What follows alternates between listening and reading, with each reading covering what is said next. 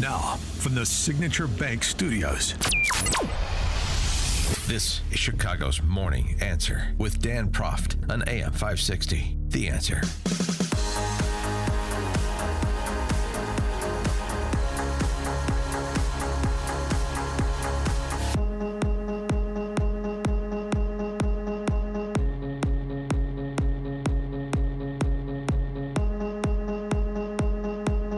Top of the morning, Dan Proft here. So double-barreled action on the Hill yesterday when Mark Wayne Mullen, Homeland Security Secretary, was testifying before Senate Homeland Security Committee.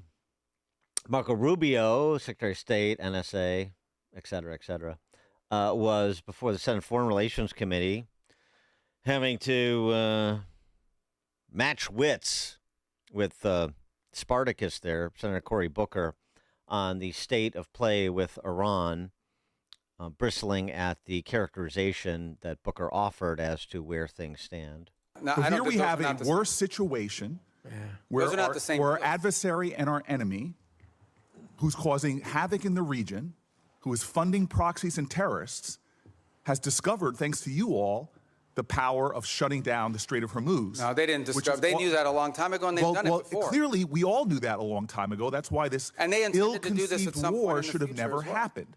Yeah, but you have made our adversary in a stronger negotiating position. We are the strongest nation on the planet Earth, and we're in a stalemate with Iran.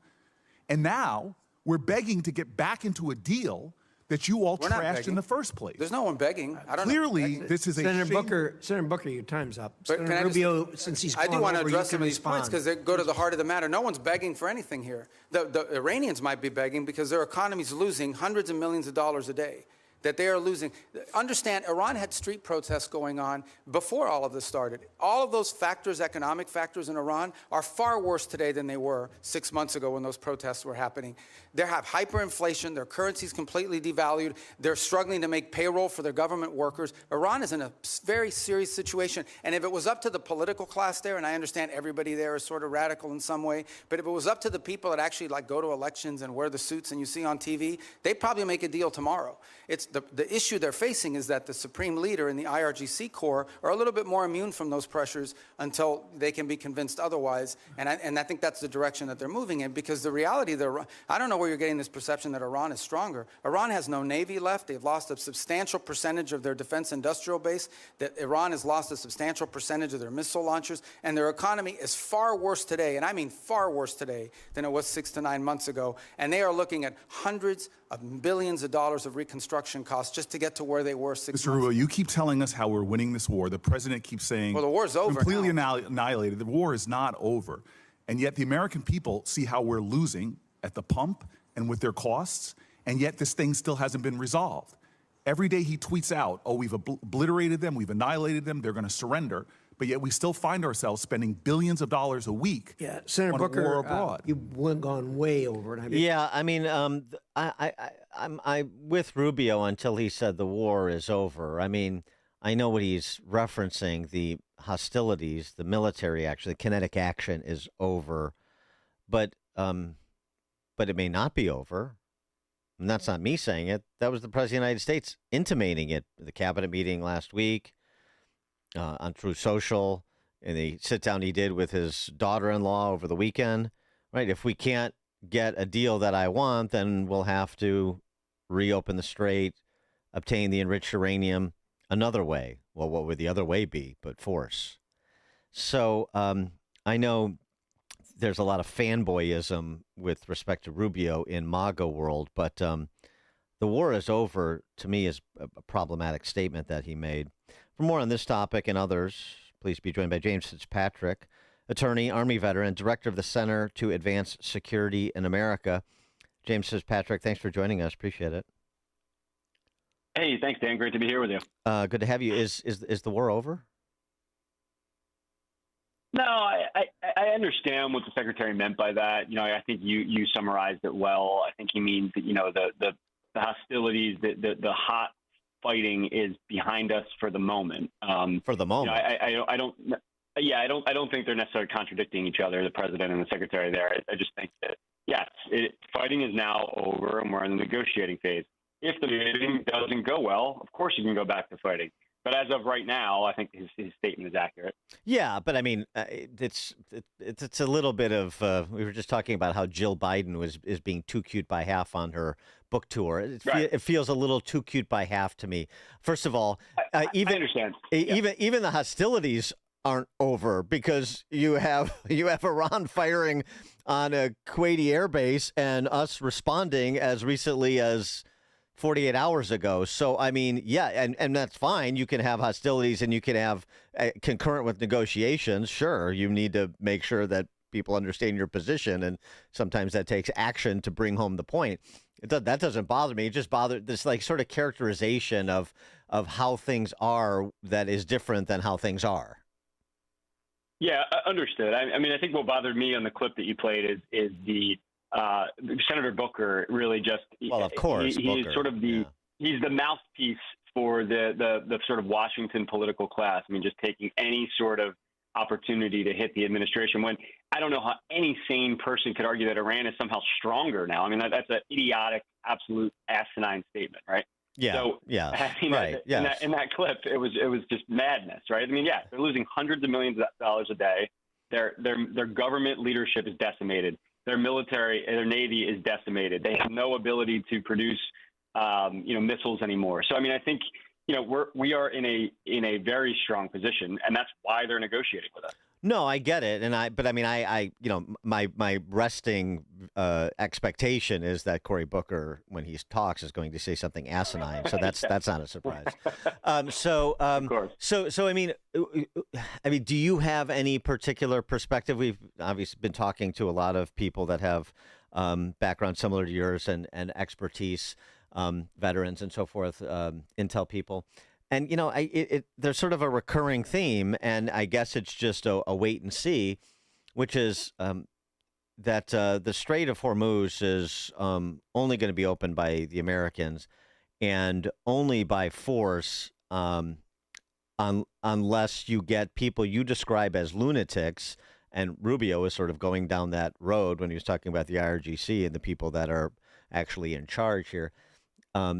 You get them to do something that you can't trust and specifically perform on some short-term timeline to consummate a deal. I mean, it just seems like that is highly unlikely, and they have to be put on a clock. Yeah, understood. I think, look, I think the Secretary Rubio said yesterday or maybe the day before about some of the guardrails we have with these negotiations. And I think there's a couple things. I think you may have mentioned them in the lead up.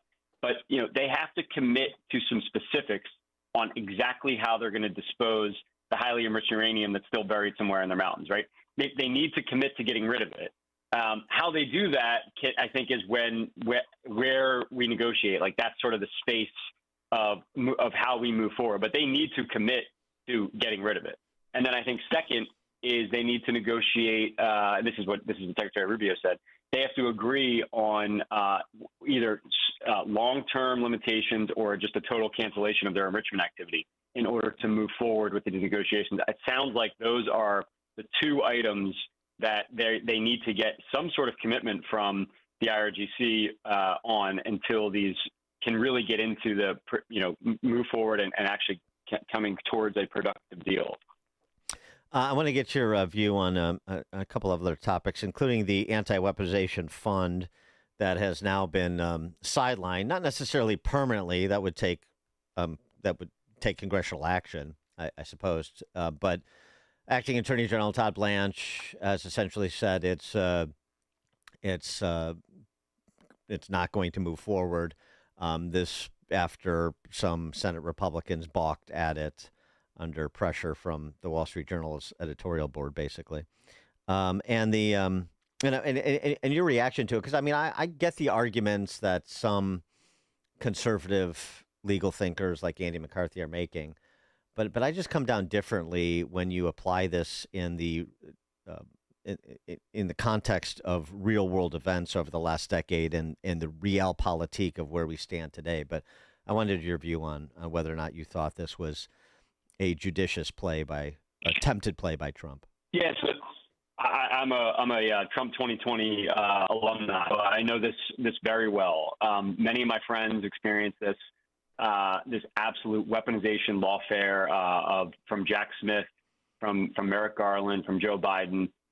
They tried to ruin people's lives with process. With the FBI coming to people's houses, and sometimes at all hours of the night, serving subpoena after subpoena on people, forcing them to hire lawyers and deal with this absolute garbage of a legal theory that they had. So I do think that the victims of that weaponization deserve to be compensated and made whole in some way. Look, I trust the administration will do that in some way. Maybe they're not able to move forward with this particular fund, but I think the president, who was obviously the one they were coming after the hardest, understands that, and he has resources, whereas many of these folks do not. And I think it was a gracious move by him in the settlement of his lawsuit to create this fund. But look, if it's not going to move forward, I understand, I get it, but it's unfortunate there are some on our side that don't see the value in it, because there's people's lives are really at least attempted to be ruined by this. Yeah, I think it's really sort of a haughty position that the Wall Street Journal took in its editorial. This is what they write in part. Trump could have considered his 24 election victory as just compensation, or he could have followed the example of Citadel CEO Ken Griffin, who also sued over the leak of his tax details. And Griffin settled for a public apology plus assurances that the IRS has made substantial investments in data security to strengthen its safeguarding of taxpayer information. No money changed hands. Instead, Trump wanted to parlay the IRS's failure into a $1.8 billion fund to pay off MAGA friends, people who have no legal claim against the tax agency. First of all, Griffin is in a completely different position than Trump. Secondly, this isn't about Trump getting money. Obviously, this is a fund for other people. And third, right, it's consistent with it, just in, making up my sort of view on it. It's consistent with what Trump has said, which turned out to be true, which is they're not coming after me, they're coming after you, and I'm standing in their way. And the other part I would say is that there are real world problems with accountability, not just in the federal government, the executive and the legislative branches, but also in the judicial branch. And we talked to a guy earlier this week that had nothing to do with J6, but got mistreated, according to the Supreme Court of the United States, by the Federal Trade Commission in his private business life. And then is now being mistreated by the Department of Justice, which started under Biden and persists under Trump. And he's got an Obama-appointed federal judge that is, frankly, making all kinds of very questionable rulings in a criminal matter. And so at some point you have to say, if we can't remove politicians in robes and we can't hold anybody with sort of executive authority and these administrative agencies accountable, then it's going to fall to something like this, or the consequence is you're going to have a lot of people completely lose faith in the justice system, and that's much more damaging to the republic than than the characterization by the Wall Street Journal editorial board and some congressional Democrats as this being a slush fund. No, that I agree with everything you said. I think that's spot on. There's a lot, but look, I think it's clear. I didn't read that Wall Street Journal piece, but from the part that you pointed out, it's clear that there has never anyone that's been victimized by the Biden, Jack Smith, Merrick Garland lawfare. I'm sure the author didn't have the FBI come to their door and serve subpoenas and force them to provide all sorts of testimony and hire lawyers and spend thousands and thousands of dollars, right? So unless you've experienced that personally or know close friends that have, you have no right to comment on it as they are, which it's just typical sort of elitist commentary. I think go ahead. Sorry. No, go ahead. Finish. Yeah. So, but the second part of what you had mentioned with the judicial warfare, I think, my organization, Center to Advance Security in America, has done various judicial complaints against some of these rogue judges like Judge Boasberg, but the process needs to be changed, because you file a judicial complaint, and the people who review the judicial complaints are the fellow judges, and it's difficult for them to punish their fellow judges, right? So there needs to be some sort of reform to that process, because some of these judges, I mean, look, Boasberg signed off on Arctic frost monitoring of United States, senators and congressmen of their phone records simply because they're conservatives and they support the president. I mean, this is absolutely outrageous conduct that this judge engaged in. And in fact, there was documents that were released where he may have been meeting, behind closed doors with members of the government planning their prosecution strategy on the president. I mean, this stuff is really outrageous what some of these judges do, and they need to be held accountable. Before we let you go, I also want to get your take on this interim appointment. It just seems it just seems like an interesting choice. Of course, Tulsi Gabbard stepped down as national security, as a DNI, Director of National Intelligence, because her husband is battling a serious rare form of cancer. Understandable. And Trump yesterday announced the appointment of Bill Pulte to be the interim DNI. Bill Pulte, whose background is in housing. What's your take on that appointment? Look, I don't think I'm going to get into all the different decisions that the president makes. There's clearly a reason for it. He must be a very capable guy. I'm not super familiar with all his background, but I understand Tulsi Gabbard had to leave for personal reasons. I think she did a great job in the position. But, I trust the president's judgment, and he must have appointed him for, I think the right reasons.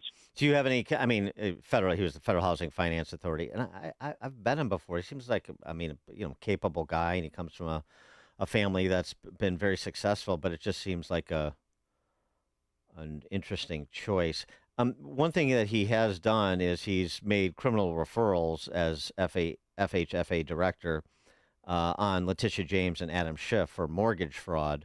Mm-hmm. One wonders if that factors in to the choice here, and if that did factor in, is that good? Is that good factoring? It may have, but like I said, I think that the president has all sorts of reasons for making these decisions.